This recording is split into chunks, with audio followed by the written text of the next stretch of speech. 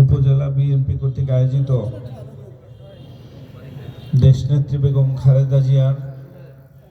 রুহের মাগফিরাতের জন্য আজকের এই দোয়া মাহফিলের সংক্ষিপ্ত আলোচনা সভার সম্মানিত প্রধান অতিথি, আমাদের অভিভাবক শ্রদ্ধেয় খন্দকার মাসুকুর রহমান মাসুক ভাই, আমাদের আর এক অভিভাবক, আপনাদের দীর্ঘদিন যিনি রাজনীতির ছায়া দিয়ে রেখেছেন, নির্বাহী কমিটির অন্যতম সদস্য কাজী হুমায়ুন কবির, জেলা বিএনপির আহ্বায়ক, সুনামধন্য আইনজীবী, আমাদের আরেকজন মুরব্বী অ্যাডভোকেট জাফর আলী মিয়া, আমাদের জেলা থেকে আগত বিভিন্ন নেতৃবৃন্দ, আজকে সভার সভাপতি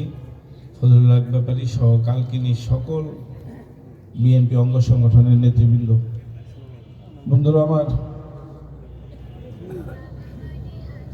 যেদিন এই দলের রাজনীতি পদার্পণ করি, সেই দিন থেকেই দেশনেত্রী খালেদা জিয়ার প্রতি আমাদের যে ভালোবাসা, তার প্রতি আমাদের যে শ্রদ্ধা ভক্তি, প্রত্যেকেরই যেভাবে আমরা মাকে দেখি সন্তান হিসাবে, সেইভাবে কিন্তু আমরা দেশনেত্রী বেগম খালেদা জিয়াকে দেখি।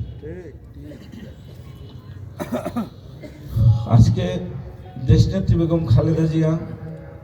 পুরো বাংলাদেশের প্রতিটি মানুষকে সন্তানের মতো ছায়া দিয়ে রেখেছিলেন, সন্তানের মতো ছায়া